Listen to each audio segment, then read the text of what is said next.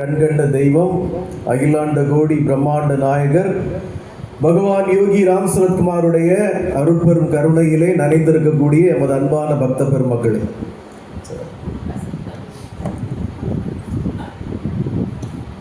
நாம ஒன்று நினைச்சா பகவான் ஒன்று செய்வார். அதுதான் அவருடைய திருவிளையாடல். 10 மணிக்கு சிறப்பு விருந்தினரை கூப்பிட்டு ராமநாமத்தின் மகிமையை பற்றி பேச வைக்கலான்னா அவர் நீ என்னடா வேண ராமநாமத்தை பற்றி பேசுறது, ஏன் நாமத்தை பற்றி பாடிக்கிட்டு இருக்கான்னு ஒரு 1 ஹவர் கரண்டை பிடிங்கி விட்டார். நான் ஏன் நாமத்தை சொல்ல சொன்னால் நீ என்ன நாமத்தை பற்றி பேச சொல்கிற அப்படின்ட்டு ஒரு பிடிங்கி விட்டார். இந்த யோகி ராம் சரத்குமார் நாம பிரச்சார குடில் 2024ஆம் ஆண்டு ஜனவரி 22ஆம் தேதி மத்தியானம் 2 மணிக்கு அயோத்தியிலே ராமர் கோயிலிலே எல்லாமல்ல எம்பெருமான் ஸ்ரீ ராமபிரானுடைய திருவிக்கிரகம் பிராண பிரதிஷ்டை செய்யப்பட்ட அதே நாள், அதே தினம், அதே நேரம் இங்கு சரக்கல் விளையிலே நாகர்கோயிலிலே பகவான் கலியுகத்திலே வந்த ராம் அவதாரம் பகவான் யோகி ராம் சரத்குமாருடைய திருவிக்கிரகம் இங்கே பிராண பிரதிஷ்டை செய்யப்பட்டது. அந்த புண்ணிய நாளை இன்று வெகு விமர்சையாக நாம் கொண்டாடி கொண்டிருக்கிறோம். இந்த சரக்கல் விளை யோகி ராம் சரத்குமார் நாம பிரச்சார குடிலே பகவான் யோகி ராம் சரத்குமார் பரிபூர்ணமாக அமர்ந்திருந்து தன்னுடைய நல்லாட்சியை ராம ராஜ்யத்தை நடத்தி கொண்டிருக்கிறார். இன்று 2வது ஆண்டை பூர்த்தி செய்து 3வது ஆண்டிலே அவர் அருளாலே நாம் அடியெடுத்து வைக்கிறோம். இந்த யோகி ராம் சரத்குமார் நாம பிரச்சார குடிலே இன்று இந்த வருஷாபிஷேகத்திற்கு இவ்வளவு ஜனங்கள் திரண்டிருப்பது எனக்கு சந்தோஷத்தை தருகிறது. ஏன்னா நான் இந்த ஆசிரமத்துக்கு தலைவராக இருந்தும் இவ்வளோ ஜனம் வந்திருக்கேன் அப்படிங்கிறது எனக்கு கொஞ்சம் ஆச்சரியமாக தான். ஆமாம், நம்ம என்ன ஒரு கடுவா எல்லாரும் பிடிச்சி கடிச்சிக்கிட்டே இருப்போம். எப்போ எனக்கு ஒரு மனோவியாதி இருக்குது, எனக்கு ஒரு சைக்காட்ரிக் ப்ராப்ளம் இருக்குது, அதுக்கு ஓசிடின்னு பேர். எல்லாம் கரெக்டாக இருக்கணும், டிசிப்ளினாக இருக்கணும், சேர்லாம் வரிசையாக இருக்கணும், அங்கங்கே சேரை திருப்பி போடக்கூடாது, அப்புறம் செடியாக கிடக்கக்கூடாது, சுத்தமாக இருக்கணும், தண்ணி பாட்டில் அப்படி வைக்கக்கூடாது, எல்லாமே அப்படி ஒரு மாதிரி எனக்கு ஒரு மனவியாதி இது. யாராவது அப்படி எதாவது பேசிட்டு இருந்தால் கோவம் வரும். இந்த அரங்கத்துக்குள்ளே பகவானுடைய ஆசிரமத்துக்குள்ளே வந்தாச்சுன்னா எல்லோரும் டிசிப்ளின்டாக பக்தியாக அவருடைய நாமத்தை மட்டும் சொல்கிறதா இருக்கணுங்கிறது எனக்கு ஒரு ஆசை. இங்கே யாரும் அப்படி எச்சியை போடக்கூடாது, அதை போடக்கூடாது, எல்லாமே அது ஒரு மாதிரி ஓசிடி ஒரு வியாதி. அது கரெக்டாக இருக்கணும், டிசிப்ளினாக இருக்கணும். அப்படி இருந்தும் இவ்வளோ ஜனங்க வராங்க அப்படின்னா பெரிய ஆச்சரியம் தான். ஏன்னா என் கூட குடும்பம் நடத்துறது ரொம்ப கஷ்டம். ஏகப்பட்ட திட்டு, ஏகப்பட்ட அடி உதை, சில பேரை வெளியே போங்கன்னு சொல்லி சில பேர் ஜால்ரா தூக்கி எறிகிறது. அப்படி இவ்வளோ அடி வாங்கி இவ்வளோ ஜனங்க வந்திருக்காங்கன்னா எல்லாம் அவருடைய மகிமை, அவருடைய கிருபை தான். வெளியூர்லேருந்து வந்த ஒரு பக்தை கூட என்கிட்ட சொன்னாங்க, என்ன சாமி உங்கள் ஆசிரமத்தில் ஏதோ கொஞ்சம் பூவை கீழே போட்டு, ஐயோ கீழே போடாதீங்க அவர் திட்டிடுவார், இப்போது எடுத்துருங்க பயமுறுத்துறாங்க அப்படின்றாங்க. ஆமாம், ஏன்னா பகவான் யோகி ராம் சரத்குமாருடைய சன்னதி தெரு இல்லம் ரொம்ப அழுக்கடைஞ்சு தான் இருக்கும். ரொம்ப பழைய மாலைகளெல்லாம் வெளியே கட்டி கோர்த்து போட்டிருப்பாரு, எல்லாம் அழுக்கடைஞ்சு தான் இருக்கும். ஆனால் ஹீஸ் ஏ பக்கா டிசிப்ளின் மேன். டைமிங் சென்ஸ் ஆகட்டும். ஒரு பக்தர் கூட சொன்னார், சாமி கூட இருந்த ஒரு பக்தர், அவர் போய் அப்படி உட்கார சொன்னால் உட்காந்துட்டாருன்னா தள்ளி உட்காரு அப்படின்னா 1 இன்ச்சு தான் வித்தியாசம் இருக்கும். ஆனால் எழும்பி அந்த 1 இன்ச்சு தள்ளி உட்காரணும்னு சாமி எதிர்பார்ப்பார். அந்த டிசிப்ளினில் டு த கோர் சுவாமி. அது கரெக்டாக இருக்கணும், பங்க்சுவலாக இருக்கணும், சொன்ன வார்த்தை கரெக்டாக இருக்கணும், எல்லாமே டிசிப்ளினாக இருக்கணும். அந்த ஃபார்முலாவை நாம் இங்கே கரெக்டாக கடைப்பிடிக்கிறோம். அதனால என்ன தெரியல, பகவான் யோகி ராம் சரத்குமார் கருணையோடு நம்ம கூட இருக்கிறார். பக்தி அப்படின்னு எடுத்துக்கிட்டிங்கன்னா இங்கே இருக்கிறதுல 99% பேருக்கும் பக்திங்கிறது இருக்கா அப்படிங்கிறது அது நீங்கள் தான் சுய விசாரணை செய்து கொள்ளணும். ஏன்னா பக்தி அப்படின்னு இருந்தால் நம்ம யாரையுமே கூப்பிட வேண்டிய அவசியமே இல்லை. இப்போ ராம்ஜி ஆசிரமத்திலேருந்து அம்மா தங்கலட்சுமி அம்மா தலைமையில் இவ்வளோ ஜனங்க வந்திருக்காங்க. சத்தியமாக நான் அவங்கள பெருசாக கூப்பிடவே இல்லை. ஒரு நாள் அங்கே போனேன், அம்மாட்ட ரொம்ப நேரம் பேசிகிட்டு இருந்தேன். அம்மா 22ஆம் தேதி எங்கள் இதில் விழா இருக்குன்னு, நானும் வரல, எனக்கு வர முடியாது அப்படின்னாங்க. நீங்கள் வருவீங்க அப்படின்னாங்க, நான் வந்தால் பார்ப்போம் அப்படின்னாங்க. இன்றைக்கி இவ்வளோ ஜனங்களை கூட்டிகிட்டு வந்திருக்காங்கன்னா திஸ் இஸ் கால்ட் பக்தி. ஆனால் நீங்கள் பக்தின்னு சொல்கிறீங்களே சாமி, நாங்கள் பக்தியாக தானே இருக்கோம் அப்படின்னு உங்களை நீங்களே ஏமாற்றிட்டு நீங்கள் வச்சுருக்கிறதுக்கு பேர் பக்தின்னு நீங்கள் வச்சுக்கிட்டே இருந்தீங்கன்னா ஒரு நாள் ஒரு பக்தர் சொல்லுவார், குருஜி இன்னைக்கு அப்படியே சிகரெட் ஸ்மெல் எங்களுக்கு வந்தது. ஓ பகவான் வந்துட்டாரு, oh what a great Swamiji அப்படிம்பாங்க. அடுத்த நாள் வந்து, சாமிஜி எங்கள் வீட்டில் பட்டர்ஃப்ளைல வந்தது, சாமி வந்துட்டாரு அப்படிம்பாங்க. 10 நாள் கழிச்சு போக, குருஜி ஒன்றுமே எனக்கு ஒரே சங்கடமாக இருக்குது, சாமி ஏன் எங்களை இப்படி படுத்துறாருன்னு எங்களுக்கு ஒரே சங்கடமாக இருக்குது, இன்னைக்கு பூரா அவரை திட்டிகிட்டே தான் இருந்தேன் அப்படிம்பாங்க. இது பக்தியா? ஒரு நாள் உங்களுக்கு சிகரெட் ஸ்மெல் வருது, ஒரு நாள் பட்டர்ஃப்ளை வருது, 10 நாள் கழிச்சு அழுக வருது, சாமி ஒன்றுமே பண்ணலை. இது பக்தி இல்லை. நீங்கள் பக்தின்னு அடைச்சி வச்சுட்டு இருக்கிறதெல்லாம் ஒரு நாள் கூட்டை திறந்து விட்ட கிளி மாதிரி பறந்து போயிடும். நீங்கள் அவ்வளோ நாள் உள்ள அடைச்சி வச்சுட்டு இருக்கீங்கல்ல, அது ஒரு நாள் கூண்டை திறந்து விட்டால் கிளி பறந்து போகும், அது பறந்து போயிடும், அப்புறம் கூடு காலியாக கிடக்கும். திருப்பியும் நீங்கள் அந்த கிளியை வாழைப்பழத்தை வச்சு ஏதோ ஒரு பழத்தை வச்சு கிளியை பிடிச்சி உள்ளே அடைக்கணும். இது பக்தி இல்லை. பக்தி என்பது நீங்கள் வெறும் ஜீரோவா இருந்துகிட்டே இருந்தா அதுக்கு ஏதாவது மதிப்பு இருக்கா? வெறும் ஜீரோவா இருக்கீங்க, அதுக்கு ஏதாவது மதிப்பு இருக்கா? ஆனா இந்த யோகி ராம் சுரத்குமார் நாம பிரச்சார குடியில சொல்லி கொடுக்கிற சத்சங்கங்களை கேட்டு ரொம்ப சிரமப்பட்டு ஒரு 1 போட்டுட்டீங்கன்னு வைங்க, கஷ்டப்பட்டு 1 போட்டுட்டீங்கன்னா அதுக்கப்புறம் போடுற எல்லா ஜீரோக்கும் மதிப்பு இருக்கு. புரியுதா சொல்றது? கஷ்டப்பட்டு ஒரு 1 போட்டுட்டீங்கன்னு வைங்க, அந்த 1க்கு தான் நாங்கள் இவ்வளோ சிரமப்படுறோம். நீங்கள் 100 போடுறதுக்கு 1000 போடுறதுக்கு சிரமப்படல, ஒரு 1 போட்டுருங்க கஷ்டப்பட்டு. அதுக்கப்புறம் நீங்கள் போடுற எத்தனை ஜீரோவாக இருந்தாலும் அது 10, 100, 1000, 10,000, 1 லட்சம் போயிட்டே இருக்கும். அந்த 1 போட வைக்கிறதுக்கு தான்ப்பா இந்த பாடுபடுறோம். அந்த 1 நீங்கள் எப்போ எடுப்பீங்க, அந்த 1 எப்போ போடுவீங்கிறதா இங்கே கேள்வியை ஒழிய வேற ஒன்றுமே இல்லை.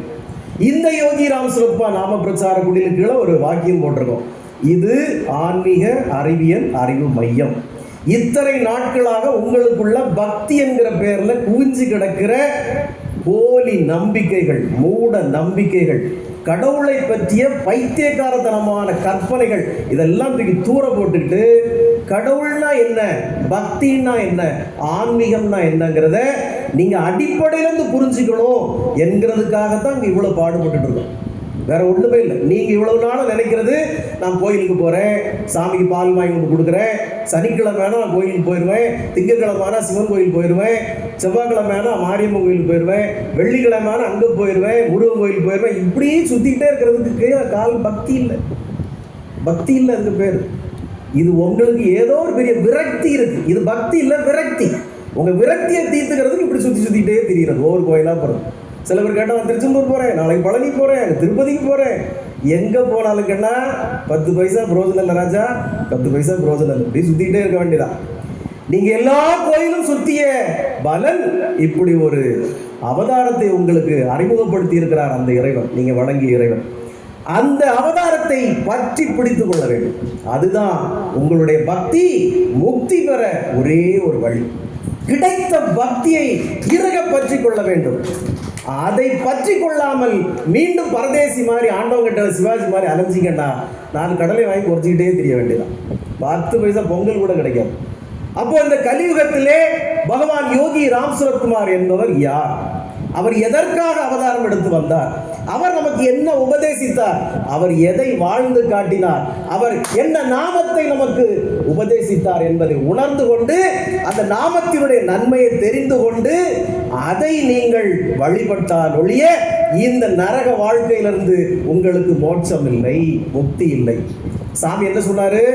ரொம்ப சிம்பிளா சொன்னார். இந்த உலகத்திலே இதுவரைக்கும் வந்த எந்த அவதாரம் உணர்த்தாத ஒரு விஷயத்தை பகவான் யோகி ராம் சுரத்குமார் உணர்த்தினார். அவர் உங்களை மொட்டை போட சொல்லல, எடைக்கேட நாணயம் கொடுக்க சொல்லல, பாத யாத்திரை போக சொல்லல, காவடி தூக்க சொல்லல, இங்கிருந்து இம்மாம் பெரிய அழக புத்திக்க சொல்லல, எதையும் சொல்லல. Simply sit and chant my நாம.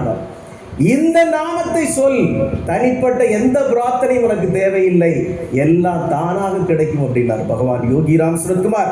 இதை விட ஒரு எளிமையான வழிபாட்டு முறையை, இதை விட ஒரு எளிமையான ஒரு பிரார்த்தனையை நீங்கள் உலகத்தில் எங்கேயுமே பார்த்திருக்க முடியாது, கேட்டிருக்க முடியாது. அப்போ சாமி நாங்கள் இவ்வளவு நாளும் இதெல்லாம் பண்ணிட்டு இருந்தோம், அதெல்லாம் வேஸ்டா அப்படின்னா அது எனக்கு தெரியாது, நீங்க தான் சொல்லணும். பட் நான் அடியே பகவான் யோகி ராம் சுரத்குமார் அடியனை ஆட்கொண்ட பிறகு அவர் சொன்னதை, அவர் உணர்த்தியதை நான் கடைபிடித்து வருகிறேன். நான் எப்படி இருக்கிறேன் அப்படிங்கிறத நீங்க பார்க்கணும்.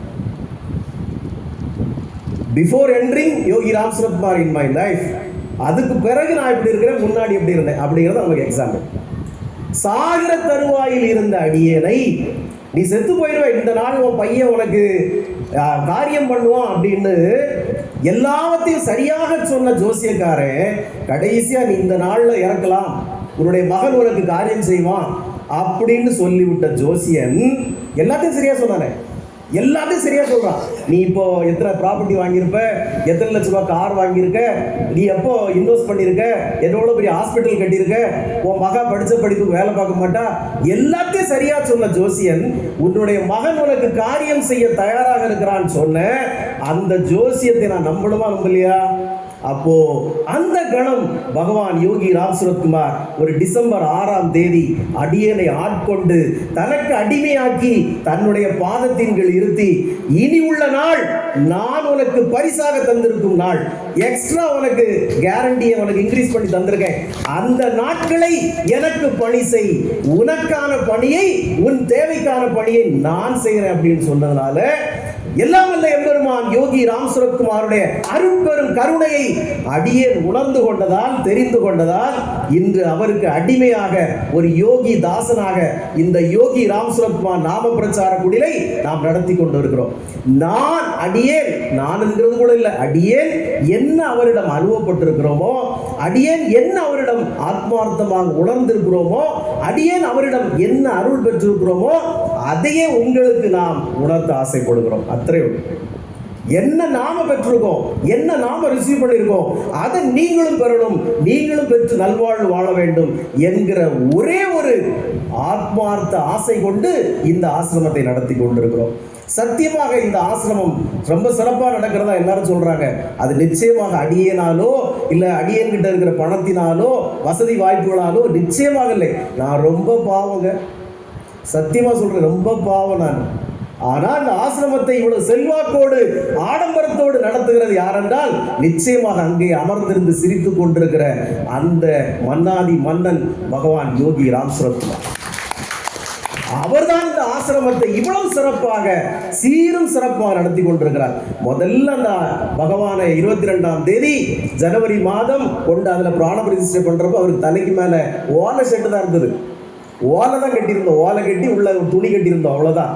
அதுக்கப்புறம் கொஞ்சம் இங்கே எக்ஸ்டெண்ட் பண்ணி இந்த பெண்கள் இவ்வளவு இருக்கிற இடம் வரைக்கும் தான் இருந்தது. கொஞ்சம் 10 பக்தர்கள் கூட வந்து அங்கெல்லாம் ஒரே வெயிலாக இருக்கும், இங்கே தான் உட்காந்துருப்பாங்க. ஆனால் இந்த வெறும் 2 ஆண்டுகளுக்குள் பகவான் இவ்வளவு பெரிய அரங்கத்தை அமைத்து நம்ம எல்லோரும் இங்கே ஆட்கொள்ள வைத்திருக்கிறார். அடுத்த ஆண்டு நாம் எவ்வளோ பெரிய இடத்துல இருப்போம்னு எனக்கு சொல்ல தெரியல, அவர் சொல்லுவார். அடுத்த ஆண்டு இதே நாள் நாம் எவ்வளோ பெரிய அரங்கத்தில் இருக்க போகிறோமோ, எவ்வளோ பெரிய ஆசிரமத்தில் இருக்க போகிறோமோ அது நமக்கு தெரியாது. அது அவருடைய கையில். நாம் செய்ய வேண்டியது அவருடைய நாமத்தை சொல்லி அவருடைய திருவடிகளுக்கு சேவை செய்வது மட்டும்தான். இந்த யோகி ராம் சுரத்குமார் நாம பிரச்சார குடில் நிச்சயமாக அடுத்த தலைமுறைகளை கடந்து வெற்றிகரமாக பகவானுடைய நாமத்தை இந்த உலகமெங்கும் கொண்டு செல்லும் என்பதில் சின்ன கருத்து வேறுபாடு கொடுக்கிறது. ஏன்னா இந்த யோகி ராம் சுரத்குமார் அடியேனை ஆட்கொண்ட போது எனக்கு ஏற்பட்ட அனுபவங்கள் மோசமான அனுபவங்கள், கசப்பான நிஜங்கள். அப்போ ரொம்ப வருத்தப்பட்ட, என்ன இந்த யோகி ராம் சுரத்குமார்ங்கிறது எவ்வளோ பெரிய ஒரு கடவுள், நம்மளை இப்படி ஆட்கொண்டு இவ்வளோ அற்புதங்களை நிகழ்த்துறாரு. ஆனால் அவர் கணக்கம்பட்டி சாமியை தெரிஞ்ச அளவு கூட இவர் யாருக்குமே தெரிய மாட்டேங்குது. யோகி ராம் சுரத்குமார் யார் இந்த விசிறி வச்சிருப்பார் அவரா அப்படின்னு கேட்குற அளவில் இருக்கிறாரு. அடுத்த 10 ஆண்டுகளுக்குள் பகவான் 10 கோடி பேருக்கேனும் அவரை கொண்டு சேர்க்க வேண்டும் அப்படிங்கிற ஒரே ஆசை அடியனுக்கு இருந்தது. அப்போ அதை எப்படி கொண்டு போய் சேர்க்கணும், இங்கே பல பேர் கொண்டு போய் சேர்த்துக்கிட்டு இருக்காங்களே. ஒரு வீட்டுக்கு நாங்கள் பகவான் யோகி ராம் சுரத்குமாருடைய நாமத்தை பரப்புறதுக்கு போகிறோம் அப்படின்ட்டு ஒரு ஓம் சக்தி பராசக்தி அம்மாவுக்கு வீட்டுக்குள்ளே போயிட்டா ஓம் சக்தி பராசக்தி, ஓம் சக்தி பராசக்தி. அடுத்தது ஒரு வைஷ்ணவருடைய வீட்டுக்கு போயிட்டா விட்டல விட்டல விட்டல விட்டல விட்டல விட்டல விட்டல விட்டல. ஒரு புட்டபர்த்தி சாய்பாபாக்காரருக்கு வீட்டுக்குள்ளே போயிட்டா ஓம் சாய் ஸ்ரீ சாய். இதுவா நாமத்தை பரப்புகிற லட்சணம்? இதுவா நாமத்தை பரப்புகிற லட்சணம்? ஒரு விட்டல் மகாராஜுடைய பக்தர் உங்க வீட்டுக்குள்ள வந்தா அவன் வேற எந்த நாமத்தையும் சொல்ல மாட்டான். ஒரு ஓம் சக்தி பராசக்தி கூட்டம் உங்க வீட்டுக்குள்ள வந்தா வேற எந்த நாமத்தையும் சொல்ல மாட்டாங்க. வேற எந்த நாமத்தையும் சொல்லாத அவங்க கிட்ட நீங்க போய் காசுக்காகவும் பணத்துக்காகவும் பகவான் யோகி ராம் சுரத்குமாருடைய நாமத்தை கேவலமாக கூறு போட்டு வித்து தின்கிறீர்கள். யோகிராம் சுரத்குமாருடைய கூட்டத்தில் வந்துட்டு யோகிராம் சுரத்குமாரால் அடையாளம் காணப்பட்டு இப்போ ஏதோ அக்கடா துக்கடா பக்கடா கக்கடான்னு இதெல்லாம் பேரு பட்டம் பதவி இதெல்லாம். அப்போ இதெல்லாம் யோகிராம் சுரத்குமாரை முன்னிறுக்கிற ஒரு விஷயமா, இல்லை யோகிராம் சுரத்குமாரை ஜனங்களிடத்தை கொண்டு போய் சேர்க்கிற ஒரு விஷயமா அப்படின்னா இதெல்லாம் கேள்விக்குரிய விஷயம், கேலிக்குரிய விஷயம். அப்ப இந்த யோகிராம் சுரத்குமார் நாம பிரச்சார குடில், அதனால தான் இங்க வச்சிருக்கோம். இது ஆசிரமம் இல்லைன்னா அது இதுன்னு பேர் வைக்கல, பிரச்சார குடில். சாமியினுடைய நாமத்தை முழுக்க முழுக்க பிரச்சாரம் செய்யக்கூடிய ஒரு குடில். இது அவ்வளவுதான், வேற எதுவுமே கிடையாது. இங்கே இரண்டே இரண்டு விஷயங்களை தான் நாம் பிரதானமாக செய்து கொண்டிருக்கிறோம். ஒன்று பகவானுடைய திருவடிகளுக்கு சேவை, இன்னொன்று நாம ஜபம். இந்த இரண்டை தவிர நமக்கு வேற உலகமே தெரியாது, வேற உலகமே நமக்கு தெரியாது. இந்த யோகிராம் சுரத்குமார் நாம பிரச்சார குடில் மிகவும் ஆசி பெற்றிருக்கிறது. இன்று இந்த 3வது ஆண்டு வருஷாபிஷேகத்திலே நம்முடைய தாய் வீடான ஸ்ரீ ராம்ஜி ஆசிரமத்திலிருந்து மாதாஜி தங்கலட்சுமி அம்மா தலைமையிலே பல பேர் வந்து இங்கே சிறப்பித்திருக்கிறார்கள்.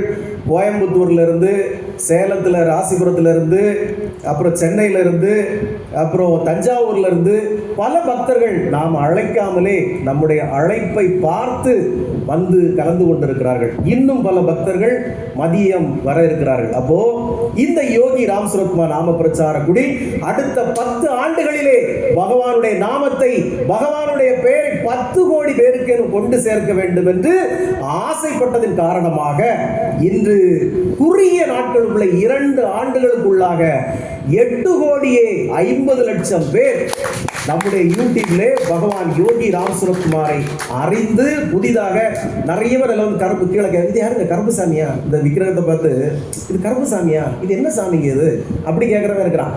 அப்புறம் அது கீழே கொஞ்ச நாள் வந்து அவனே யோகி ராம் சுரத்குமார் ஜெயகுரான்னு போடுவான். இதுல ஆச்சரியப்படக்கூடிய விஷயம், அநேகர்கள் இஸ்லாமியர்கள், அநேகர்கள் கிறிஸ்தவர்கள், நிறைய பேர் அதுல வந்து கீழே யோகி ராம் சுரத்குமார், யோகி ராம் சுரத்குமார், யோகி ராம் சுரத்குமார் என்கிற நாமத்தை வந்து எழுதி எழுதப்படுகிறார். இது இந்த யோகி ராம் சுரத்குமார் நாம பிரச்சார குழுவினுடைய மிகப்பெரிய சாதனையாக, பகவானுடைய ஒரு அருளாக நான் நினைக்கிறேன். இந்த ஃபேஸ்புக்னு ஒன்று வச்சிருக்கோம் நம்ம, அதில் பகவானுக்காக தொடங்கப்பட்டதுதான். அதில் 13,000 பேர் பகவானை அறிந்து வழிபட்டிருக்கிறார்கள்.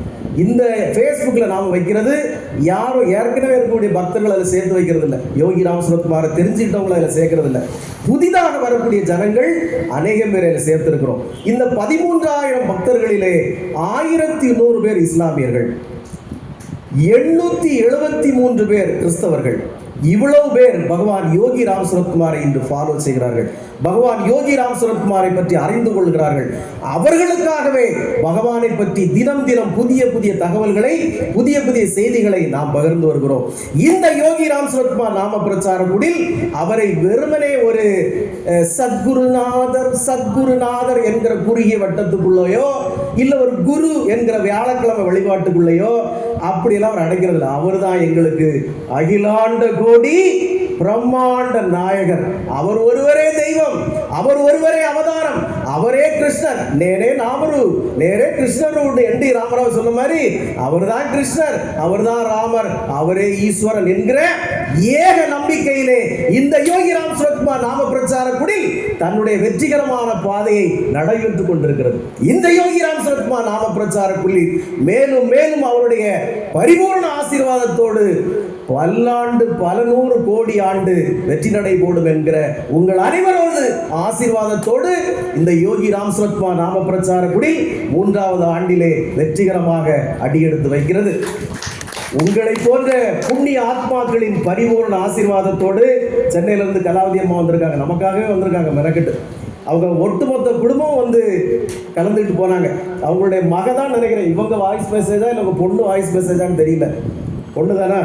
சாமி இப்படி கூட பகவானை அடைய முடியுமா, சினிமா பாட்டு கூட பாடி பகவானை அடைய முடியுமாங்கிற ஒரு புது கான்செப்டை நீங்க தான் சாமி உருவாக்கி இருக்கீங்க.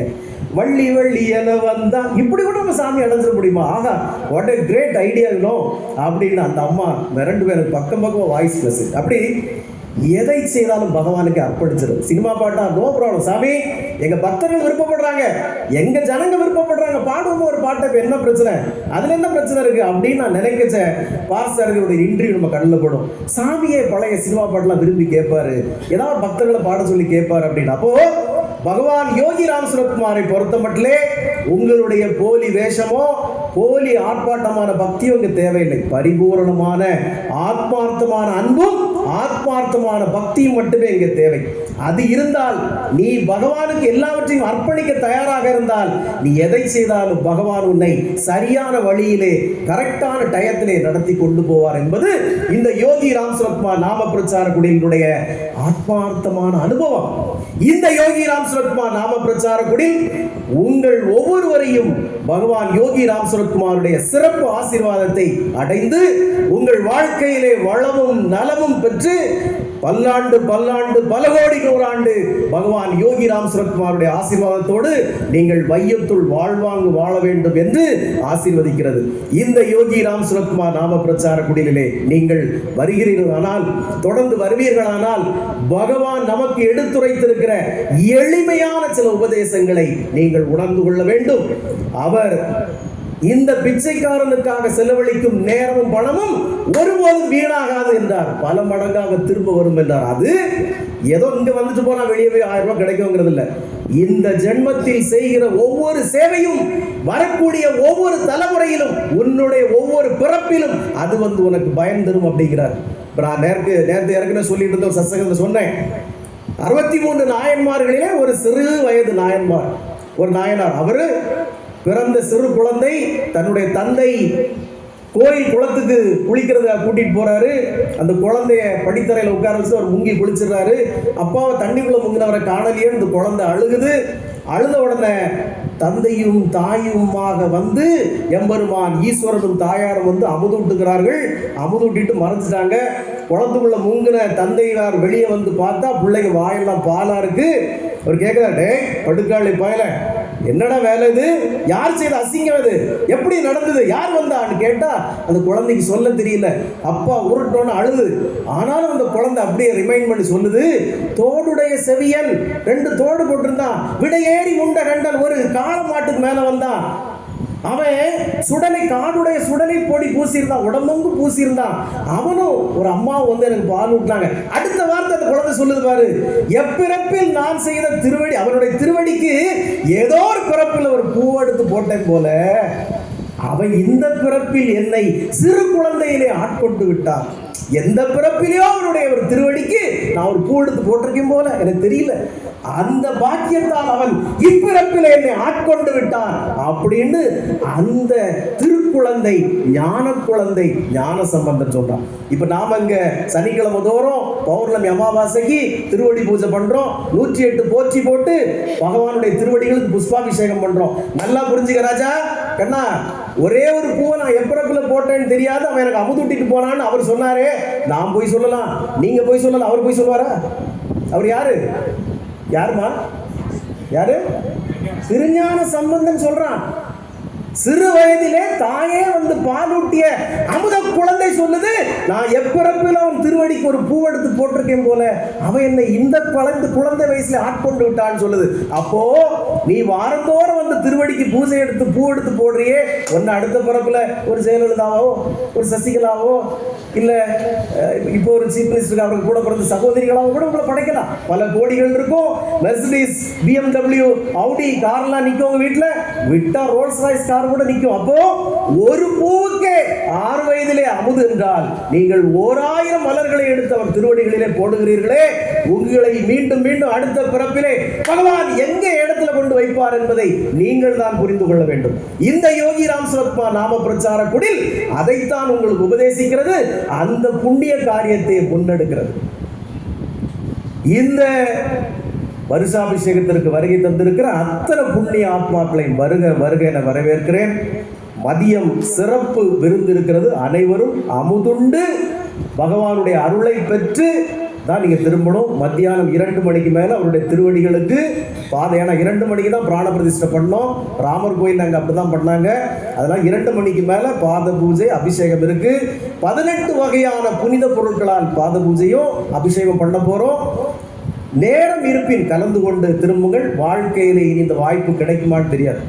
பகவானுடைய இந்த அனுக்கிரகத்தை ஆழ்வார்களும் நாயன்மார்கள் என்ன சொல்றாங்கன்னா, இப்பிறப்பில் இந்த வாய்ப்பை தவறவிட்டால் இனி எப்பிறப்பிலோ தெரியாது.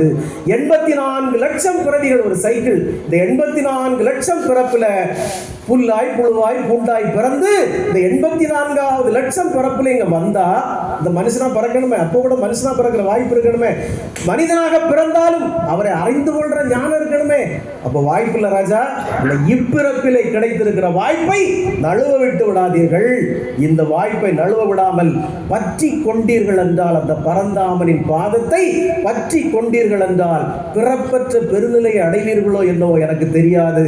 ஆனால் மீண்டும் அந்த அவதார புருஷர் அவதாரம் எடுத்து வரும்போது ராமருக்கு கூட வந்த சுக்ரீவன் மாதிரி, வாலி மாதிரி, ஆஞ்சநேயர் மாதிரி நீங்களும் நிச்சயமாக அந்த பகவானோடு அவதார புருஷர்களாக கூடவே வருவீர்கள் என்பது நான் உறுதியிட்டு சொல்கிறேன். இது நிச்சயம், இது சத்தியம். பிறப்பில்லா பெருவாழ்கள் நான் கேரண்டி கிடையாது ராஜா. ஆனால் அவர் மீண்டும் ஒரு அவதாரமாக வரும்போது நீங்களும் உடனடியாக கூடவே வருவீர்கள் என்பது நான் தரும் உத்தரவாதம். இந்த யோகி ராம் சுரத்குமார் நாம பிரச்சார குடியிலே இந்த 3வது வருஷாபிஷேகத்திற்கு வந்திருக்கிற அத்தனை பேர் வரவேற்கிறேன். இந்த நல்ல நாளிலே பகவான் ஸ்ரீ ராமருடைய நாமத்தின் மகிமையை பற்றி பேசுவதற்காக நம்முடைய வருகை தந்திருக்கிற, மன்னிக்கணுமா அவங்க பேர் எனக்கு ஞாபகம் பார்த்து படிச்சிடறேன். வெறும் பாரதின்னு சொன்னா எப்படி? என்னமா தங்க பாரதியா?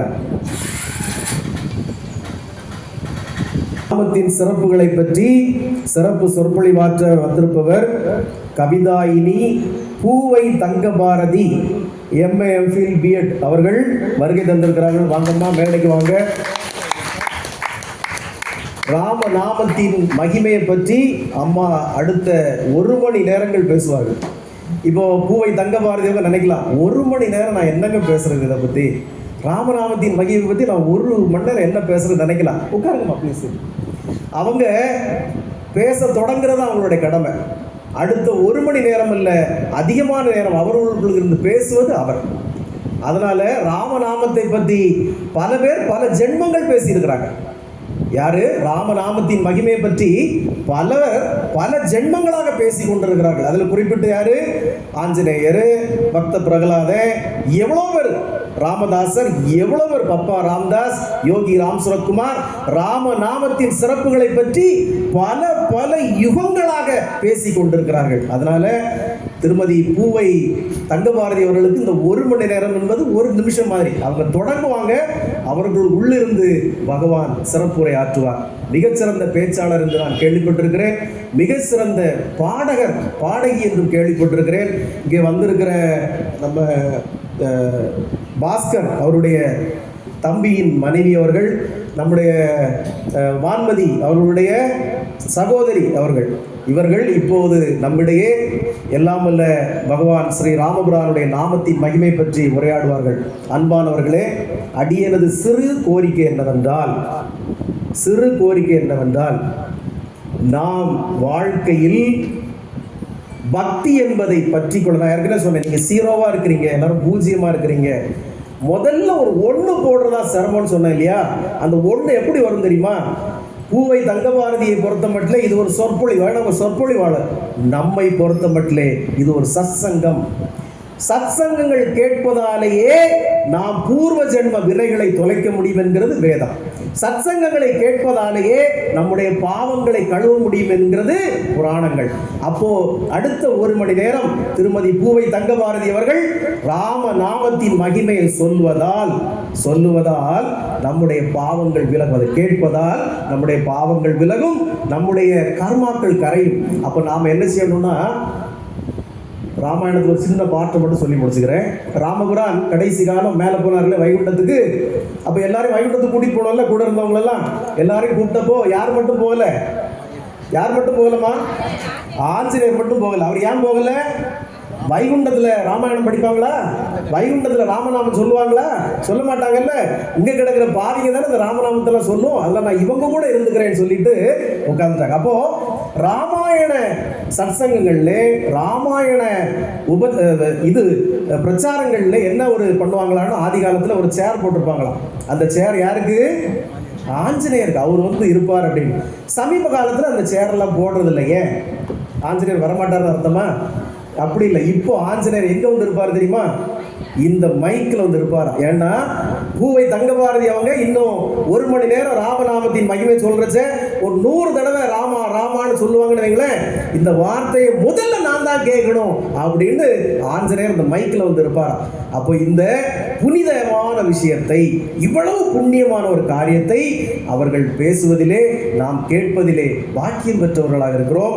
அடுத்த 1 மணி நேரம் திருமதி பூவை தங்கபாரதி பேசி முடிக்கும் வரை உங்கள் கவனத்தை சிதற விடாமல், உங்கள் கற்பனைகளை பறக்க விடாமல் இங்கே இருந்து உங்கள் கவனத்தை அவர்கள் திருமுகத்திலே பதித்து, அவர்களை ரசிக்கிறீங்களா இல்லையோ, உங்களை பேச்சை ரசித்து நீங்கள் ராம நாமத்தின் பலனை அடைய வேண்டும். யோகி ராம் சுரத்குமார், யோகி ராம் சுரத்குமார், யோகி ராம் சுரத்குமார். ஜெய குருராயா.